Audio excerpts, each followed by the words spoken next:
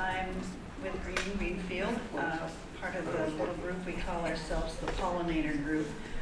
That's me and Elizabeth Erickson and Dorothea Soteros and Nancy Hazard, who's hiding over my blind eye. So, a little bit of, you all are familiar with Greenfield, I would guess. Greenfield has a number of focus areas, and if we could look at the next slide you've got there.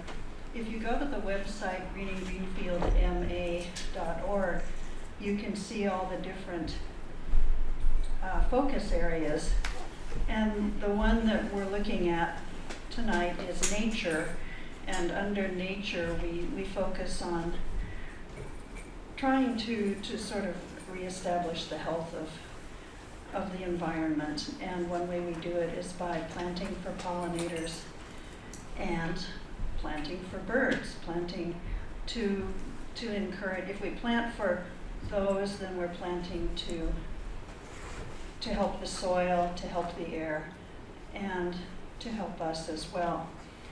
So we've had, I think this is our second series of lectures, and this year we chose to focus on inviting birds into our yards. Birds are, we all love to see birds, and if we're doing good for birds, we're probably doing good for the environment.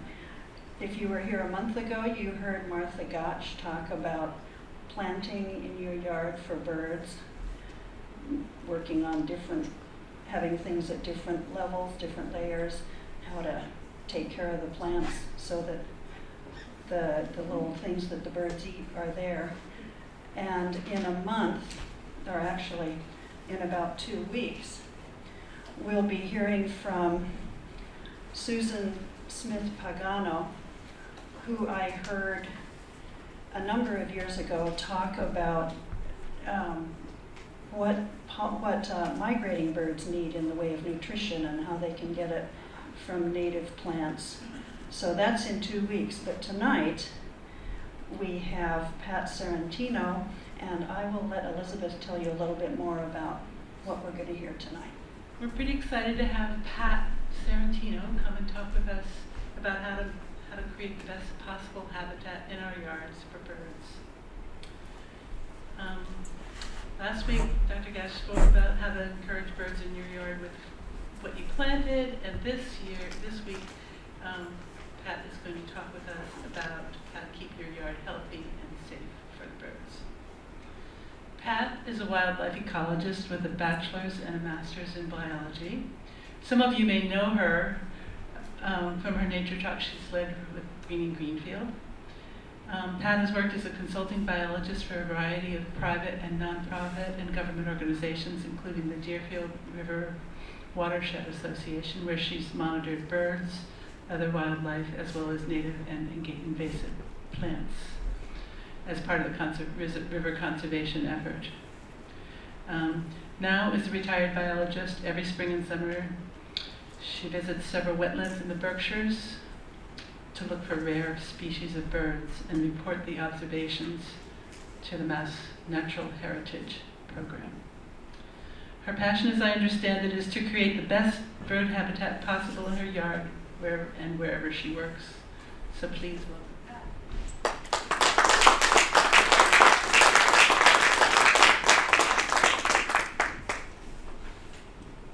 So thank you, Elizabeth, and thank you, Greenfield, for having me here today.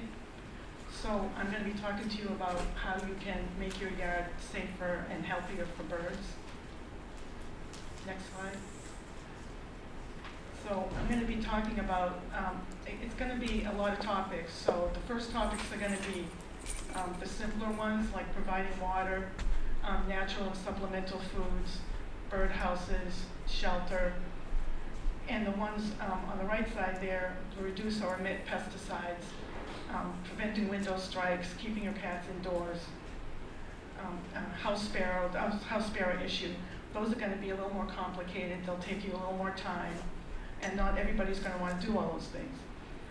So, but what I wanted to start with is kind of from a bird's eye view. So if you're a bird and you're flying over Greenfield, and you're gonna see, you're gonna see the downtown, and then you're gonna see a patchwork of all kinds of neighborhoods with, houses of varying sizes and yards of varying sizes, and all different kinds of vegetation.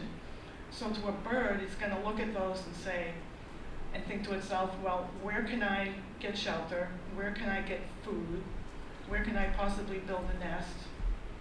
In other words, where can I safely land here and get something I need? And so your yard is sort of connected to everybody else's yard. So if you have a lot of water in your yard, birds might look at that and say, well, that's great, but this yard over here has a lot of vegetation with berries on it that I need. So in other words, think of your neighborhoods and your yards as connected to a bigger picture, or connected to a natural area like in Greenfield would be Highland Park. So next slide, please.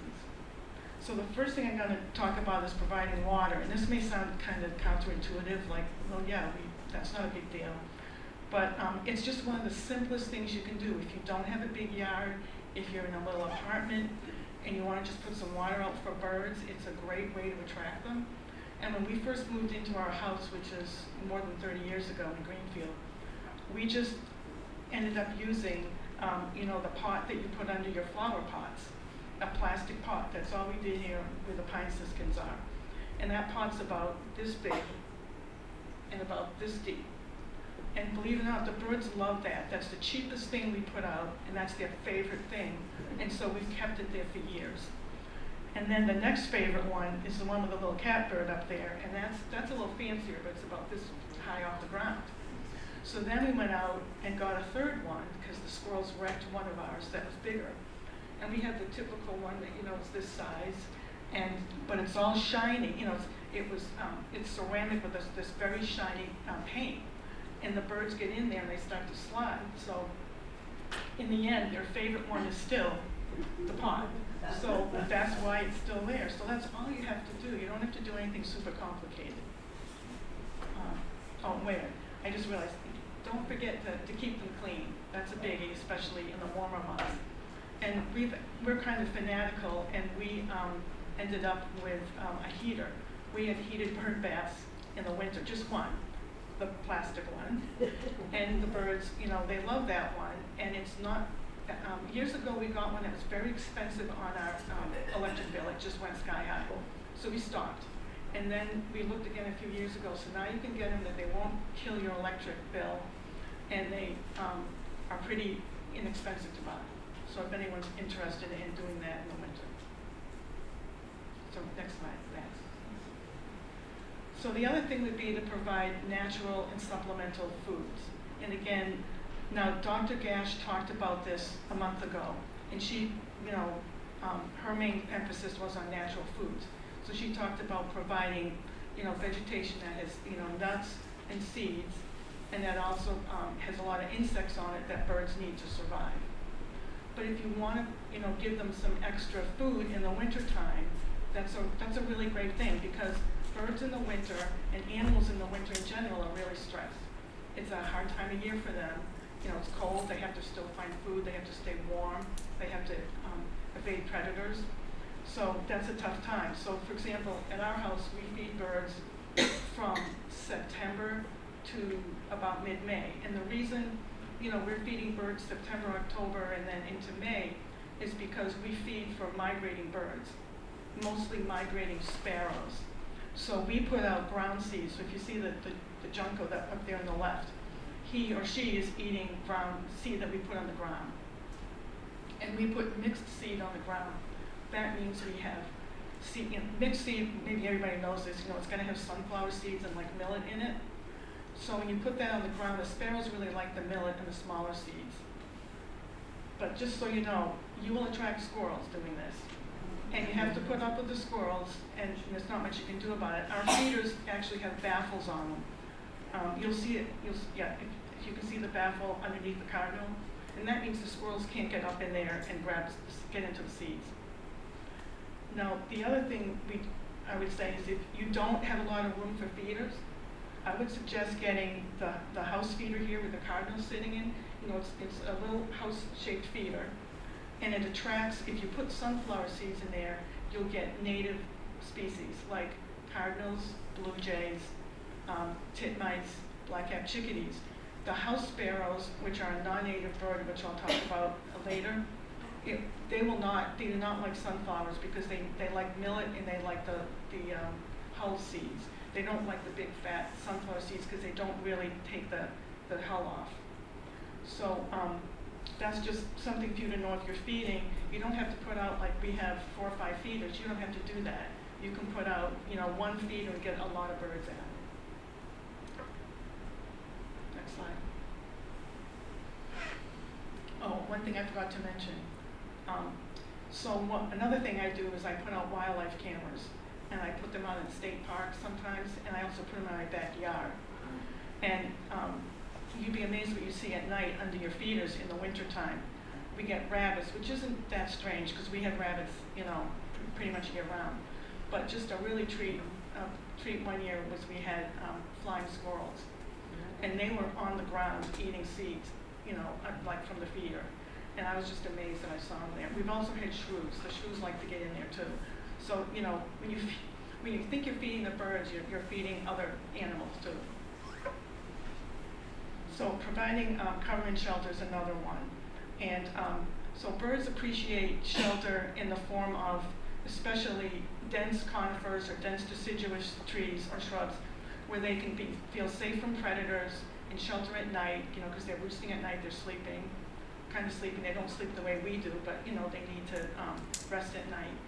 And so in our house, which is, so if you look in the one far on your side, be the right, we have these 2 big cedars. Now they're not native cedars because years ago we put these in when we didn't really know about native species, but they've been great. The birds love them and they go in them all the time to get away from predators.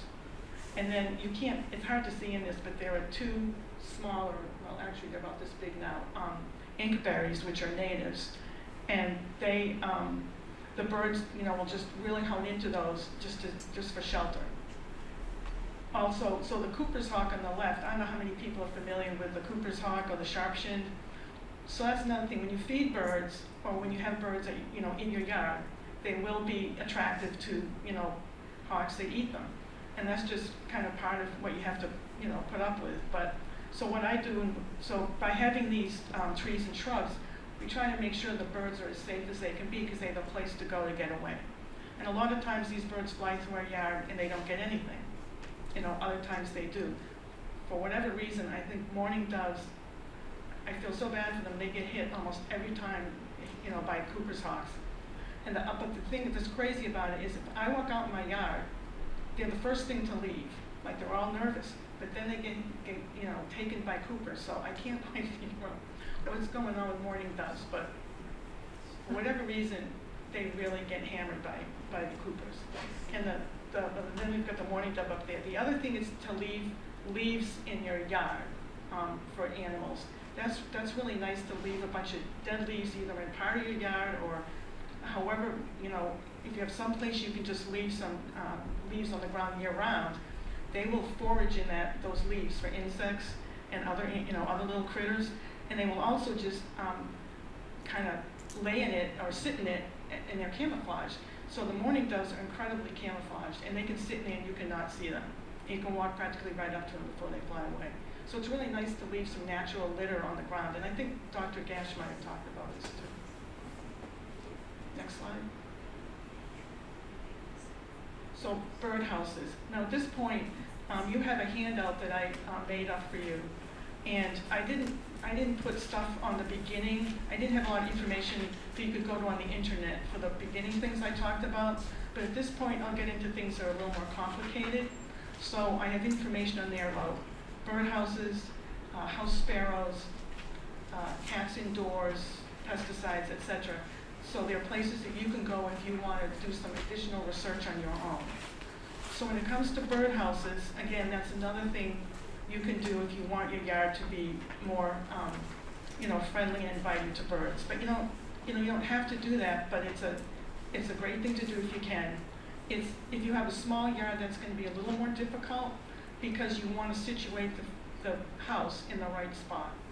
And sometimes you have to move the house because, you know, you put it up and for a few years you don't get anything. And it's hard to know exactly where the birds, you know, want you to put the house. So, no, that's not unusual to have to move the house. Also, another important thing, that this is our feeder there, our house up on the upper right. And you can see there's a baffle on it to keep predators out. We also made sure we made the hole small enough that house sparrows can't get into it. And I'll be talking about them, I think it's in a couple of slides.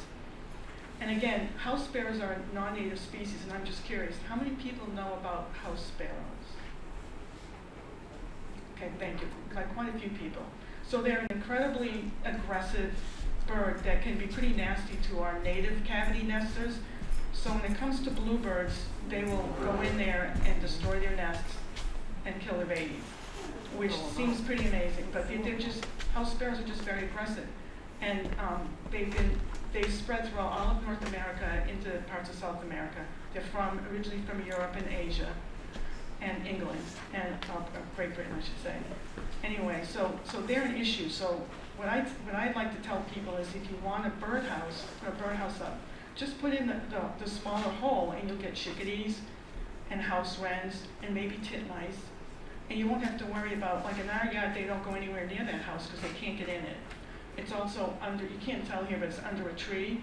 House sparrows like to be where there's a lot of open habitat, so they like to be in the open. And I'll talk more about them later. What's the diameter of that hole? I can't tell you, so yeah, I don't have that memorized. That's why I gave you the handout, just so that you could check that out, because that's what I meant to tell you. So when it comes to the handout, if you look up the places on the sites on birdhouses, they will tell you all the specifics, you know, where to put where to put the house, how big to make it, how to make it, and how big to do the hole. So, and also, if we have more questions, we're going to try to wait till the end and have everyone ask at the end, so thank you. Okay, next slide.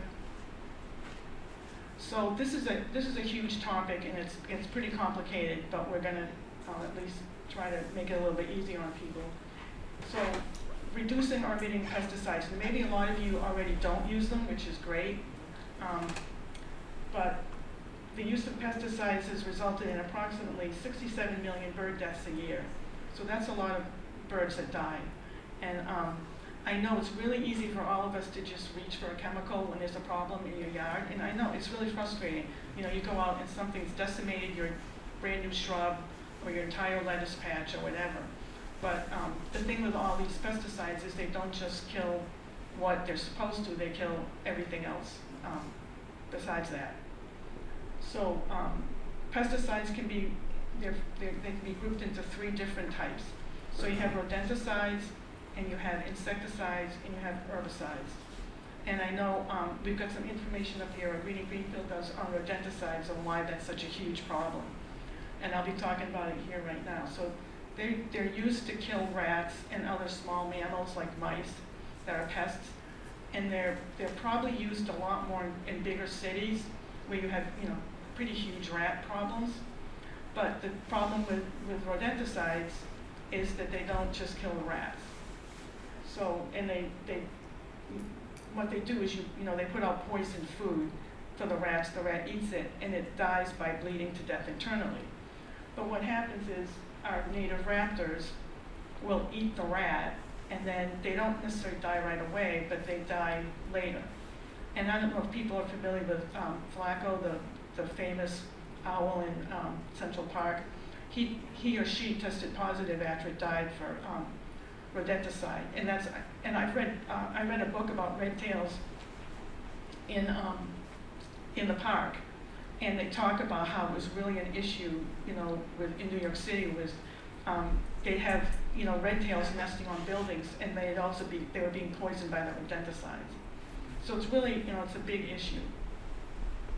Now, the red-tailed hawk here is a native hawk, and some of you may be familiar with it. It's the one you'll see in Greenfield. They're in Greenfield, they're out in the farming areas, they're even in the cities. I've seen them eating a pigeon in Providence, Rhode Island. So, and believe me, I was shocked that it was in the middle of Providence, Rhode Island. So they're very adaptable, but that also means they're gonna be exposed to rat poison. So next slide, please. So I just talked to you a little bit about what's here. But for example, a recent study in Tufts showed that about, over 80% of the birds that they brought in, these were raptors, tested positive for rodenticides. And also other animals get affected, so it's not just the birds, like coyotes can get killed by it, foxes, skunks, anything that will eat a dead animal, and that's a lot more animals than you may think. And especially in the winter, a lot of animals can be really lacking in food. It's hard to get food, and so they may go out and start eating dead animals that they find, and if that animal has rodenticide in it, it's going to eventually affect them. Next slide. So insecticide. So this group is one of the groups of pesticide that has a huge effect on birds. And probably a lot of you are old enough to remember DDT and how bad that was. And that, of course, is illegal now, although I have heard that there are places that still use it. I'm not sure if that's true. But the one that's really bad, that's become a lot worse, is and I have to look at this to pronounce it, neonicotinoids, which I hope is right, so we just say neonics for short. And that's one that's a new one. It didn't start to be in use until the 1990s, but it's one of the worst, and it's because of the way it's used. And then, like any other insecticide, it kills insects that our birds need to eat, but it also kills the birds when they get directly poisoned. So it's not that great to have out in the environment. Next slide. So this is a nice diagram that explains what it does. And as you can see here, they can spray it directly onto crops, and then that's going to kill the insects, including pollinators and good insects. And then what's going to happen is, if a bird eats fragments of that plant, it can hurt the bird. And it may not kill them right away, but it destroys parts of their their system, their physical system, that they can't migrate, they can't find food, they just don't, they're not healthy anymore. The other thing is, like, a single coated seed can kill one bird, one small bird. And then it also gets into the soil, and then it can run off into water, or the seed fragments are out there, the dust. So this stuff is not great for the environment. And again, like a lot of pesticides, they don't just kill what they're supposed to kill. Next slide. So the last one is herbicides, and these they're probably not quite as bad as insecticides, like they're saying, but again, this is just another way that you affect the environment, and then you're affecting the birds or other animals that use that environment. And glyphosate, a lot of people might be familiar with this. This is the chemical that's in Roundup, and a lot of people use Roundup because it's a way to destroy invasive plants like bittersweet or knotweed, which really can be a problem.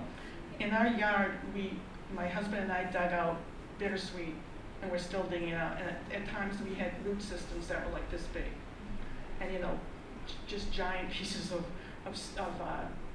root and stuff. And we know you may not eradicate it, but if you just can decrease it, that's okay, because you're never going to be able to get rid of it all. And it's better not to try to even do that, because in order to do that, you're going to have to hammer it with a lot of herbicide, and then you're going to be affecting the environment. So this is just, and again, I'm sorry, it's highly toxic to aquatic organisms. So if it gets into the water system, it's really bad. And again, then it's affecting birds and other animals down the road. So next slide. So solutions to using pesticides. So when it comes to the rodenticides, is don't feed your pets outside and then leave the food out, because that's going to attract rats. And also, what we found was, I don't know if other people in Greenfield have this issue or anywhere else, we had rats in our yard. And I never expected to see rats in my yard. We don't live far from Walgreens. So we're not in downtown Greenfield, but we're like 2 blocks from the hospital. And we're also near, fast food places. So the rats came in the yard and they thought that this was a great place to hang out. And one of the funniest things that happened was, I think we had thought we had gotten rid of the rats. We drive up our driveway, and I've got my sister in the car, and we look out the window, and there's two little rats playing, in the garden, like they had found the Garden of Eden, Pat and Alex's house. And I feel bad for rats. It's not their fault, but you don't want them, you can't encourage rats. They're not native. So that means they can really affect, other animals that are natives. So in the end, what we found is that they really hone in on food. That's what they're looking for. And what we found was, I'd open my compost bin, and they were in there running around the compost bin. So what we did was we just put wire underneath our compost bin, and we got rid of the rats, and they couldn't get into the compost bin. So I'm not saying this will work for everybody, but it worked for us. So if any of you have rat issues, that's a potential way to solve it. And when it comes to chemicals, we try to use organic chemicals. And I know those can have issues too. They're usually not as serious, but at least if you use them carefully, they're not going to have the same effect as like neonics or what was the other one? The glyphosate. So we use insecticidal soap, diatomaceous earth, and anything else that we think, like I think it is neem we've used before. And also, I do a lot of picking off beetles by hand, which I know is really time consuming. I've even gone out at night and picked beetles off. So it's not fun, but it's better than watching them eat all my plants and spraying the hell out of everything. You can pull weeds by hand. A lot of you, I think Nancy, maybe you folks have been doing a lot of things by hand. You don't go out there and spray glyphosate all over everything when you're doing, invasive plant control. And the thing I like the most is reconsider your relationship with bugs. Because, really, I was like probably a lot of you, I was brought up to kill bugs. My dad would kill stuff in the yard, whether it was going to hurt you or not. And, I can still remember him going out and spraying for flying ants, which don't do anything to you, but he didn't like them, and he would just spray the hell out of it. And he would kill all the spiders in our house. Of course, it didn't help that we were in there as little kids going, "Daddy, there's a spider in our room, please kill it." So, but really, we think of insects as these horrible things, and spiders, and they're not all bad, and most of them are not going to hurt us. So, maybe learn to tolerate, bugs and other insects and invertebrates better than we do now. What's corn gluten? I'll talk about that. In fact, I'll let my husband Alex tell you, because he's the corn gluten guy. Okay, wait till the end. Yes, thank you. Okay, next slide. So house sparrows, so I talked about them before. So, like I said, they were introduced in the 1800s from Great Britain, and since then they've spread throughout North America and into South America, and they're very successful because they're very aggressive. They're also kind of a flocking species, so usually when you have one, you have several. And they are a generalist when it comes to their habitat. So that means they tolerate being around farms, they tolerate being in the middle of a city. They're another bird that you could see in downtown Providence, Rhode Island. You can also see if you're at Greenfield's Market or any place in downtown Greenfield with an awning, they will nest at the top of the awning where it hits the building. They'll just find a crevice in there, so they can nest around your house. So they love human habitation, and that's what they go for. So we found them, they were trying to nest in our eaves where we had a rotting board. So we replaced the rotting board, and of course they couldn't nest there.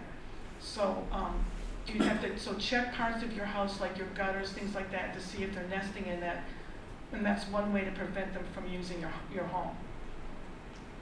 And like I was saying, they've adapted to all these different habitat types. Now, if you look at these photos, I've got the male on the right, upper right, and he's got like a cinnamon stripe on his face, and he's got black on his chest.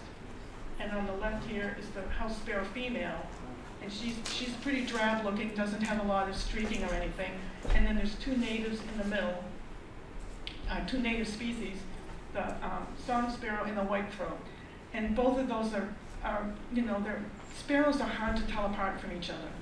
But if you really watch them in your yard, or under your feet or wherever, they have different behaviors. And the house sparrows tend to like hop like this, whereas the sparrows are more apt to, they're almost more like a small mammal the way they walk. They just don't, they don't move the same way as a house sparrow. And the house sparrows, this is gonna sound silly, if you have the Merlin app, is anyone people familiar with Merlin app? And I have that on your handout. That's a good way if you don't know what they sound like, they're very distinctive. They just sound like cheep, cheep, cheep, cheep, cheep. And I'm not making that up. That's all they do is they cheep really loudly, and they can be, you know, again, they communicate a lot, they fight with each other, and they'll, you know, fight with your birds over the seed. Oh, next slide. So I already did some of this slide, so I told you where to look in your home. Also, we talked earlier about making sure your nest box, the hole in that is small enough so they can't get in. And another thing is, this is our feeder set up here. And if you see that long tube feeder, it has, the perches are about this long. They're pretty short. And the house sparrow will get in there and try to eat, and it can eat a little bit, but he or she is just a little too big for that feeder, so she can't really get in there. But like I said, if you put seed on the ground like we do, you do get them on the ground. And then they did a study in Springfield to see, you know, what kind of yard does a house sparrow like? Although probably a lot of us could have told them that, but you know, it's good to actually try to figure this out for sure what's going on. And they found that house sparrows like a yard with less vegetation. And that makes sense because they like open habitats.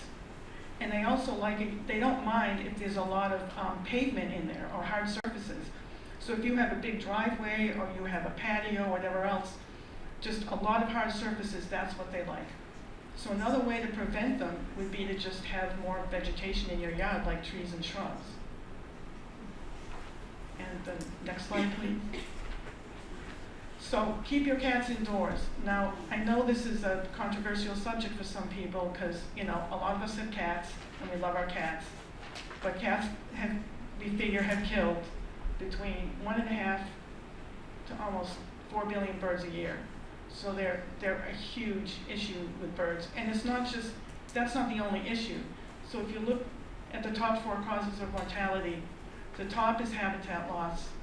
The second is window strikes, then predation from cats, and then vehicle strikes. So, you know, birds are getting hit with a double, triple, whatever whammy, not to mention climate change. And so one of the reasons we know that cats, you know, are really an issue with birds is at first when people studied this issue, they would ask, you know, homeowners, cat owners, can you tell us about how many birds your cat's killing? And, you know, a good homeowner, the cat, you know, comes and dumps the dead goldfinch on the door, you know, step, and they can count that as it killed it. And they counted that up. Well, then they decided they weren't, you know, we should really make sure we know what cats are doing all the other times that they're not at their house. And they put cameras on them. And they found that only about 20%, a little over 20% of the time, they were bringing the birds home. So the other like 75% plus the time, they're not taking the bird home. They're killing it at the site and leaving it there, or they're eating it. So in other words, the cats were killing a lot more birds than we realized. And the other thing they found by doing this is cats really can range over a large area, like up to 7 acres. Now, not every cat's going to do that. And the other thing is, you know, if you let your cat out, the cat's going to go in your neighbor's yard. It's not just going to go in your yard. So, next slide, please. And there are a lot of dangers to your outdoor cats, and you know, probably some of you have cats, you know this. You know, it exposes your cat to being hit by a car. When we were little, we grew up on a street that had a lot of traffic. We always had cats, and every cat got hit by a car except one.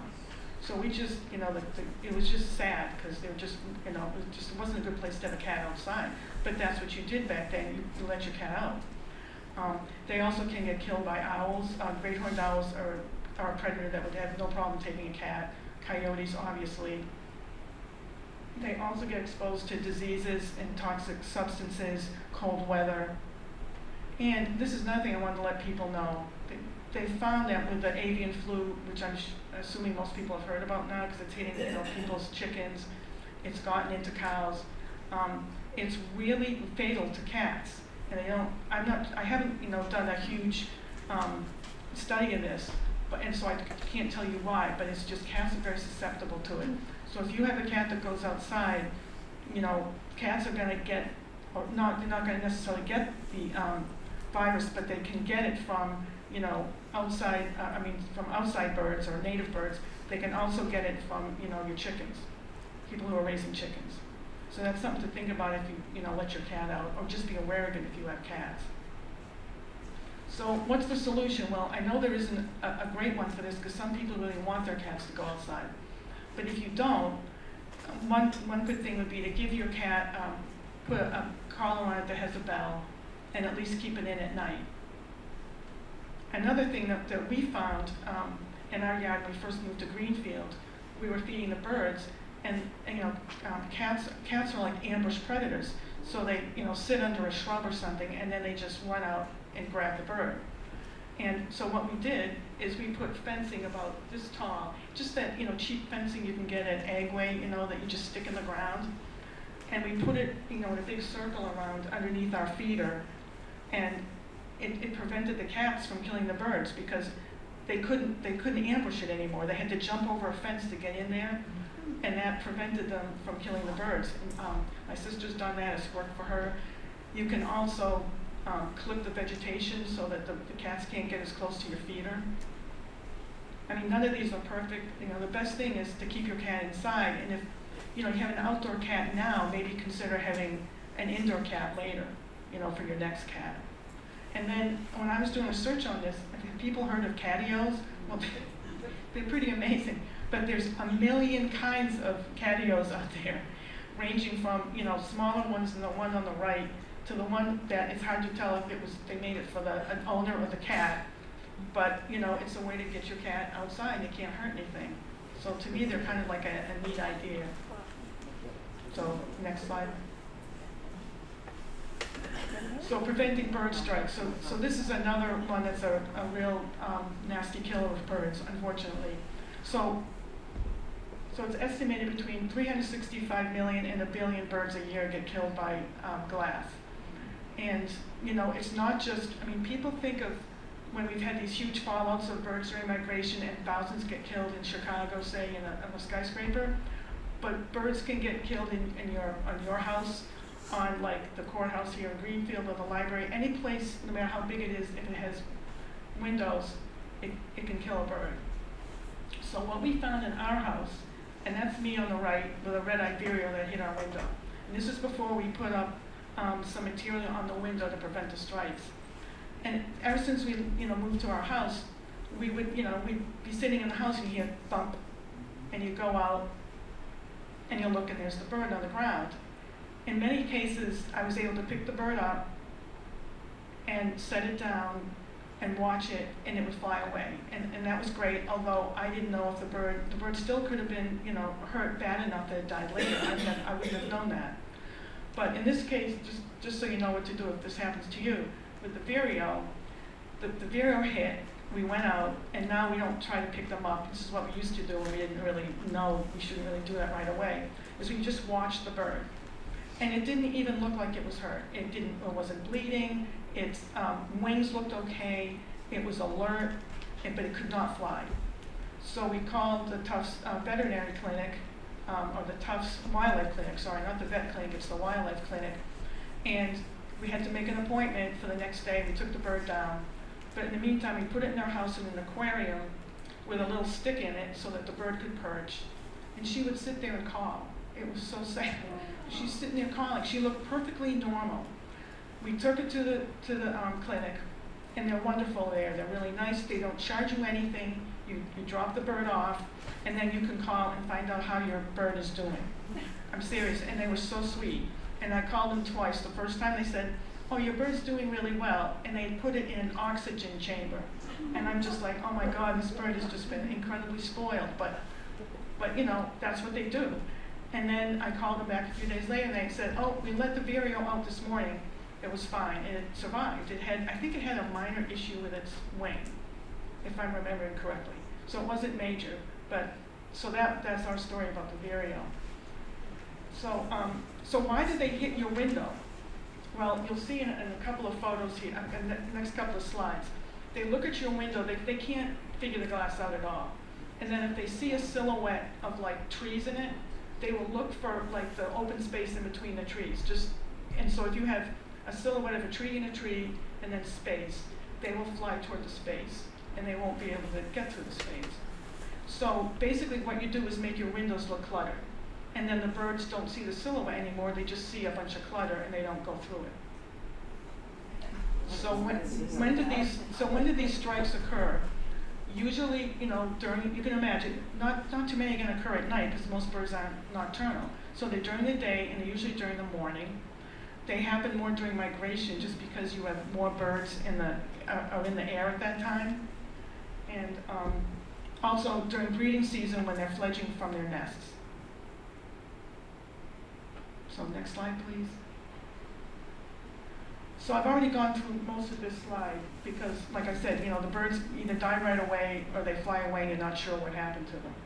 But a lot of the species that are apt to hit your window are fairly common species that you might be familiar with, like the dark-eyed junco or the white-throated sparrow, and there's some warblers that tend to get hit or hit the windows, and the thrushes. And obviously there's more than that. I know at our house we've had cardinals hit it, brown thrasher, ruby-throated hummingbirds for some reason, and they both survived, at least as far as we know. So, basically any bird, and of course raptors will hit the window, especially when they're chasing birds. So, next slide, Alex. So what's the solution to bird strikes? So if their screens are on your window, they're probably not going to damage themselves hitting that because the screen will give. But basically, like I said, anything that you put on that window that's going to make it look more cluttered. So that includes, and you put it on the outside, tape.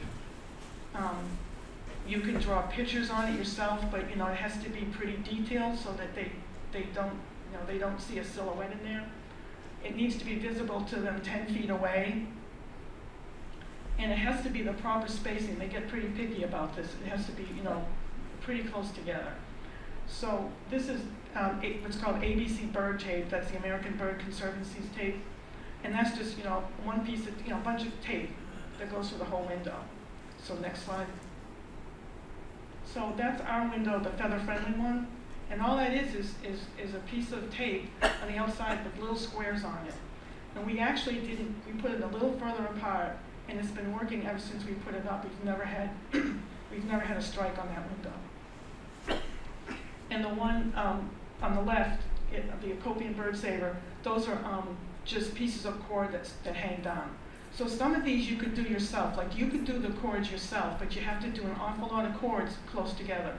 When we first moved into our house, we put in the decals like everyone does, and the pieces of material, hanging down, and that didn't work. We kept getting bird hits. So it really does work if you try these other methods. Next slide. Oh wait, there's one other thing that I just, that's all right. It left. I'm not going to remember it, so that's okay. So anyway, so that was the end of the bird strike part. But Alex, go back to the last slide. Now I know what it was. So if you look at the photo on the right, you can see two trees, and then you can see the space in between them. So that's probably what my birds were seeing before we put all those little squares up. And it amazes me that the birds see that square and go, we can't go through that, but it works. So that's all I can tell you. Okay, thank you, Alex. So next slide. So to conclude, making small changes in your yard can really, help a lot. It can really be a big deal. And you can start with something as simple as providing more water, or putting up one bird house, or one bird feeder. And then if you have more time and more resources, you can do things like,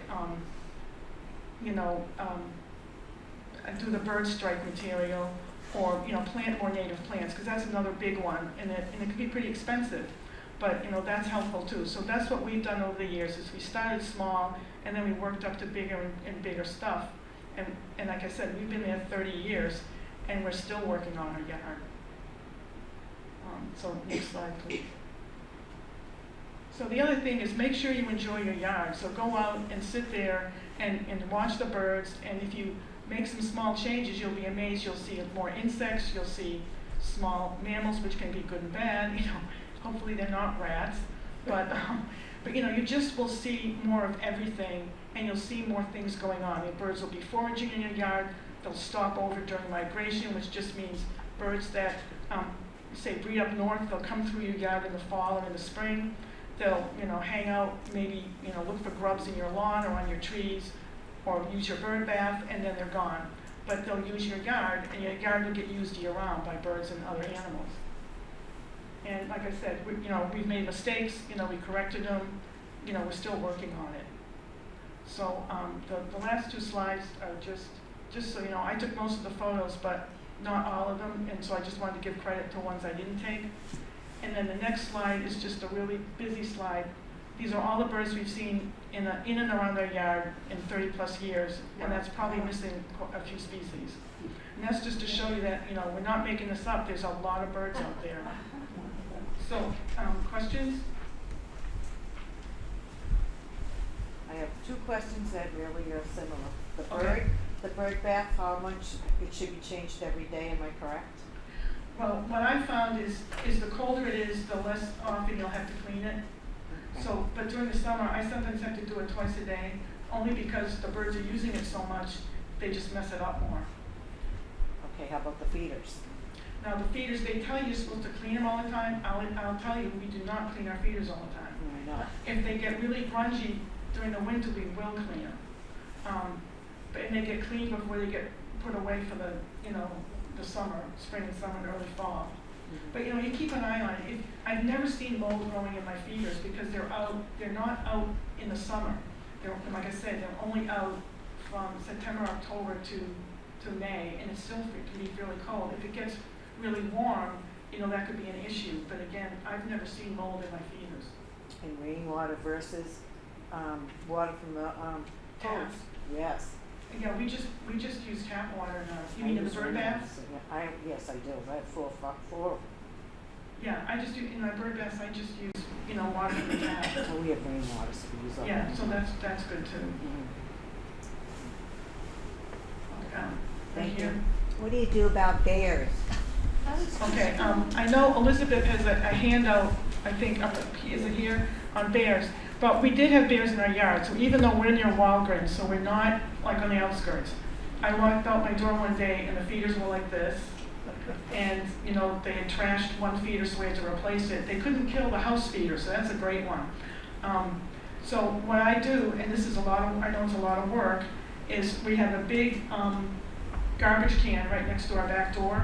And from September to December, I take my feeders in every night.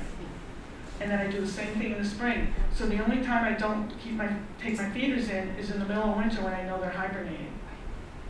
And so far, so good. But you can have, I have a friend who studies bears, and she said, males can go out almost any time of the month and start to, just go out and forage, or hunt. But I'm not sure how much that's happening up here. She was studying them in North Carolina, where of course their winters aren't like ours. So there is a way around it, but you have to do more work. Yes. What is the corn gluten that was mentioned up there? Okay, I'm going to hand it over to Alex because I didn't do the corn gluten thing. So you can buy it's like a corn gluten meal. Not every place sells it. Agway might, but there's some like organic gardening places. Alder. You buy it in a big bag and you spread it on your lawn like you spread lime or fertilizer in the early spring. And what it does is it keeps seeds from germinating, like crabgrass, etc. It's not 100% effective, as I found. It's not cheap either, but if you really hate crabgrass and you want to keep it down, then you can put this on in the early spring, and it'll help. So, and I assume it's pretty non-toxic to most of it. It just prevents seeds for whatever reason from Germany. Will it work on poison ivy a little bit? I don't know, probably not, but I'm not an expert. What was the question? Poison ivy, will it work on poison ivy? Any other questions? That's a good thing. to Okay, in ask the her. back? Yeah, I have for 3 years I had a red cardinal come to my window and peck at it over and over and over again. And then the last year he didn't come at all, and I didn't know if it was, if he thought he was mating somebody, or I don't know what, but he was red, so I figured it was a male. But I didn't know why he was pecking, and I was so afraid he was going to hurt himself. So then I put out a black wooden image of a bat. I stuck it onto the window. He pecked that down. That's a pretty aggressive cardinal. Yeah. You know, people tell me this, I've never had this happen, but what happens is the cardinal's decided that it sees its reflection and that's another male. And he's ticked off that there's a male and he's going to be territorial and tell that male, get out of here. And obviously it doesn't work because it's the reflection. So one thing you could do is on the inside of the window is put a piece of black, just black paper, and so that he can't see his silhouette from the outside. I don't know if that will work, or No, I don't you'd think have to. so. Well, Put it on the outside of the window. oh, okay. Well, I was thinking trying the inside, but I guess try the outside. Or put tape. I bet that'd be a good one. Would be to put tape on the window, on the outside, because it would break up the silhouette, I would assume. But that's what they're doing. They'll do it in people's car mirrors and stuff like that. We had a robin doing that, and he came back several years. Yeah, he Yeah. loved our windows in the car mirrors. And then he went to the car mirrors. It was really awful. I know, it's so funny because I've never experienced that, but I know other people have. And it's frustrating because you can't tell them there's nothing there. They do not believe We you. tried. So, anything else? Okay, okay, I'll start with the one right here. Is it harmful to feed the birds in the summer? That's kind of debatable because, some people will just say do not, organizations don't feed birds in the summer just because they don't need the food. And again, it could spoil more, it's more likely to spoil. You can attract, bears. So they tell you not to do that. But I know a lot of people like it. I don't do it. I mean, another thing some people do is they put out oranges and jelly for like Baltimore Orioles and other birds that will eat that kind of food. I think catbirds will eat that too. We just have water out there for the birds in the summer, and they seem perfectly happy. They still use our yard all the time, and we have a lot of plants, so they use it because of the plants. Thank you. And behind, Yeah, so a couple of weeks ago, we had flocks of robins show up. Never, ever have I seen them. Ate all the berries on my green hawthorn, on my winterberry. I mean, it was like a feeding frenzy. And do you know anything about why we're seeing robins in February? so robins actually don't all migrate from our area. Or what happens is they come down from Canada and then they stay here and then some migrate. So robins don't just like stay in Canada or northern United States and then all go down south. Some of them stay here, and they can start coming back. Now I can't say if the robins that came by in the last few weeks are starting to migrate or they're already here. Because I've seen flocks of robins off and on all winter, and you usually will, because they're going around and they're looking for trees with berries or sumac. They really like sumac. And so what they're doing is now it's getting the end of winter. They're probably really hungry. They don't have a lot of berry producing trees anymore, and they come to your yard and they say, oh, she has berries, and they just get rid of all the berries all at once. So that's what they're doing. They're just getting hungrier, and it's the end of the winter. So there was something, Louise. We have a drain pipe, a rain spout Yeah. that goes down under the eave of the house and then down. And over the years, there were robins that nested up there, Yeah. which was great. 2 years ago, something destroyed that nest. And again, last year, something destroyed and killed a bird in that nest.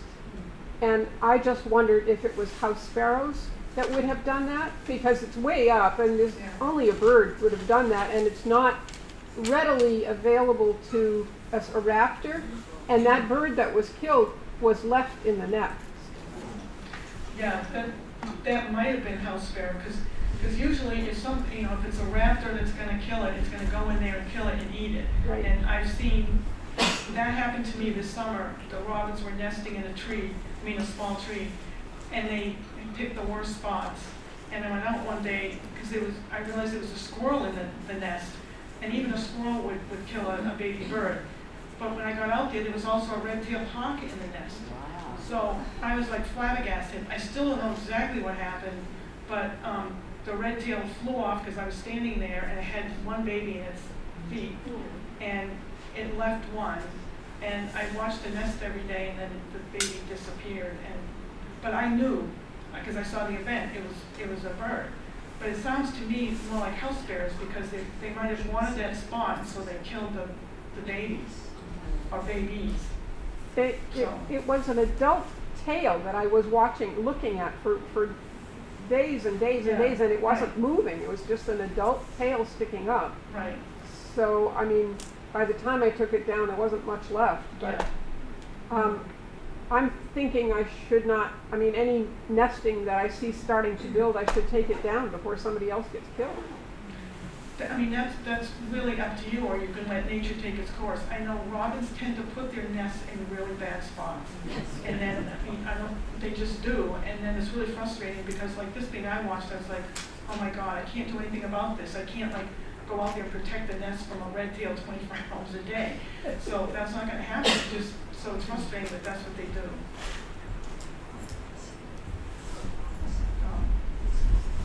So I just have a statistical question, just to clarify, I'm covering for the newspaper. Oh, okay. So I quoted Dr. Gatch last month as saying, and also Nancy, you said it in your introduction to Dr. Gatch, that about 3 million birds had perished for unknown reasons in the last 50 years, so since the 1970s. So I'm just confused about, cats have killed 1.5 to 3.7 billion birds per year, That's what I've seen. and 365 million to 1 billion birds died from collision strikes. Well, also So maybe those are remember- the known factors, and then there's Right. a whole, okay. But also remember, there's billions of birds out there. I don't think people even know how many birds are in the environment. We can estimate that, but then every year you're gonna have mortality, and then you're gonna have, babies coming in. So you have, just like people, you have people die, and then people are born, and that's what's happening with birds. But, so the point being, though, that there are way more than 3 billion in a 50-year period that are perishing. Those were just the ones that didn't have. I think what that article, what she was quoting is, and I don't have the citation for it. I could It's probably really find it. nice. Okay, but what the original citation was is people did a study a few years ago, and they looked at all the data of people who had done bird surveys over the years, going back to probably the 70s or even before that. And then they extrapolated to what the populations are now, because every year people do bird surveys during the breeding season in North America, and it's standardized every year. So they know, say in the 1950s and 60s, and I'm just throwing this out as an example, they saw 50,000 robins in eastern North America. And then in the last 10 years, they've seen 2,000. So they're gonna look at that and say, well, that's a pretty big drop, so we've lost all those robins. So that's kind of what they did. They took survey data from the past and going right up into the future, and they said, here's the change in that bird species over the course of 50 years, say. I don't know, I can't tell you the exact, because I don't have the data in front of me, but that's basically what they did. So is that okay? Yeah. I'm sorry. We, just picking up on the, well, I'll tell you what it is. We had swallows build a nest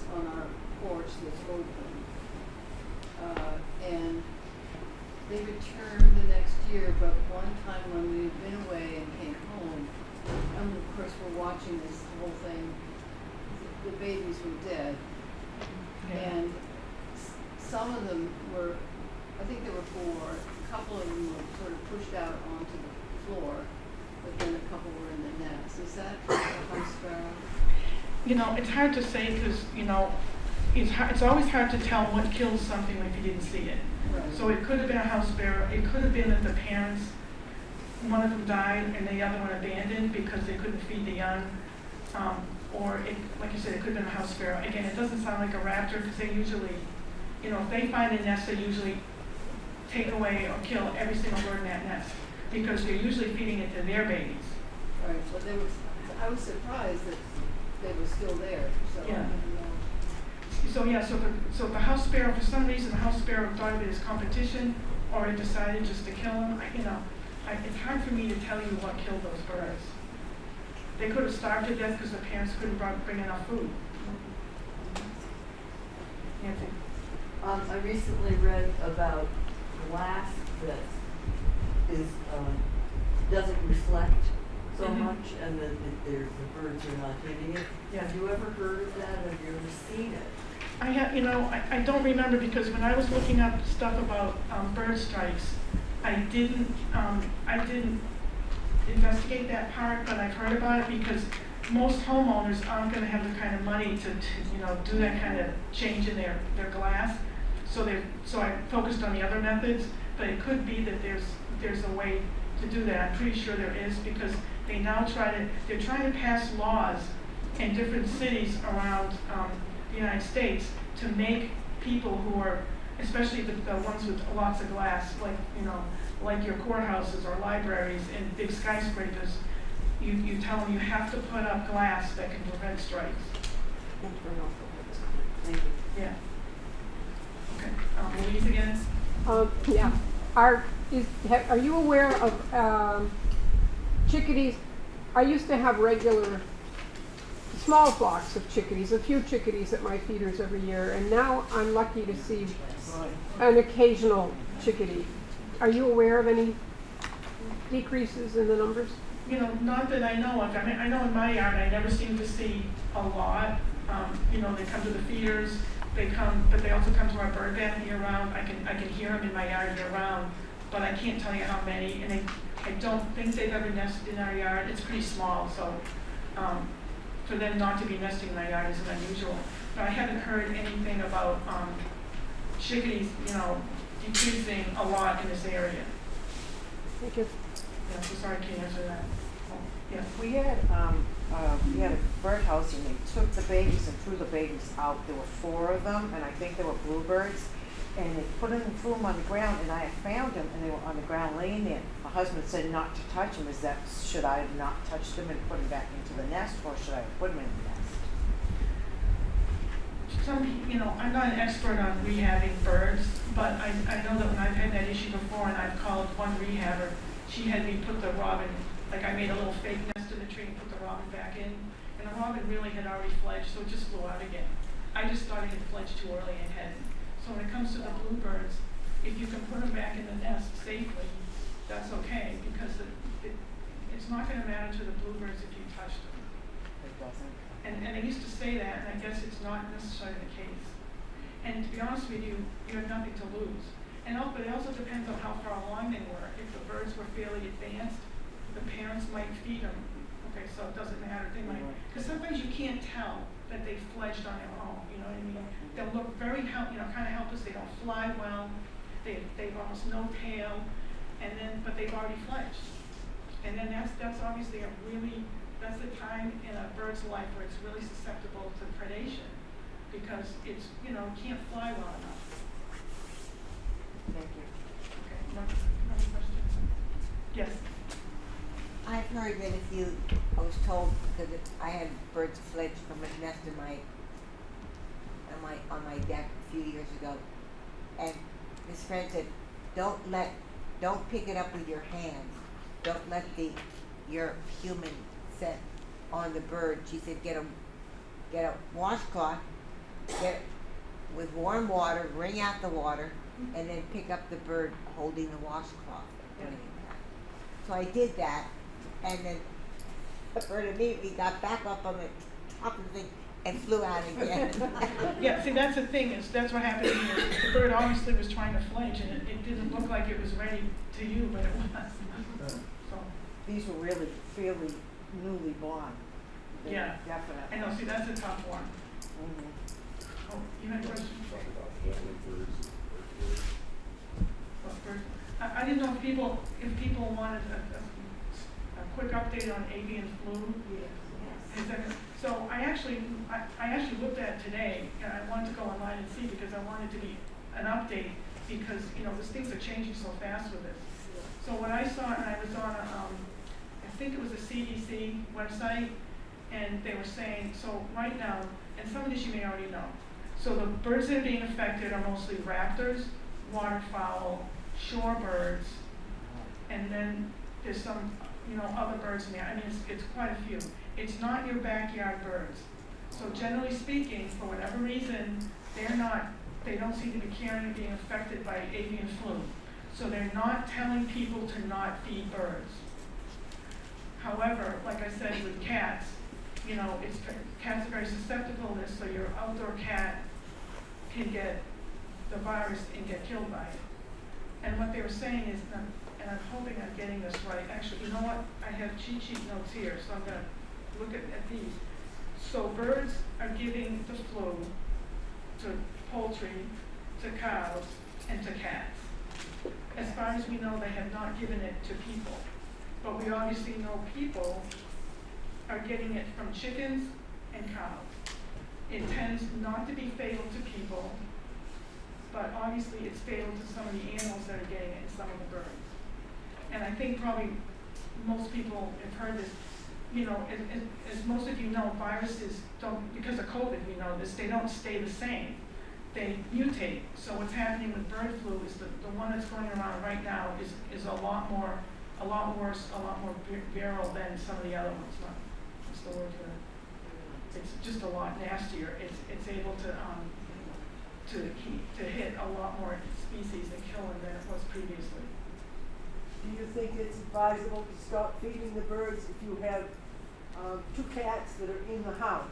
Can I bring the bird flu from their droppings, the feeder and so forth? Well, you know what I into the do? house? Yeah, even though I don't have cats, whenever I go outside and I get anywhere near my feeders, I touch them, I come in and I wash my hands. Yeah. You could also use gloves and then take the gloves off.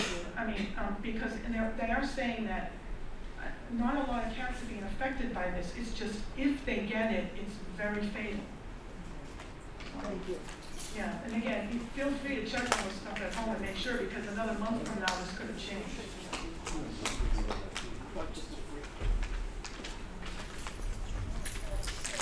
Are we all set with questions, or? Thank you. Okay, It was so enjoyable. thank you very much.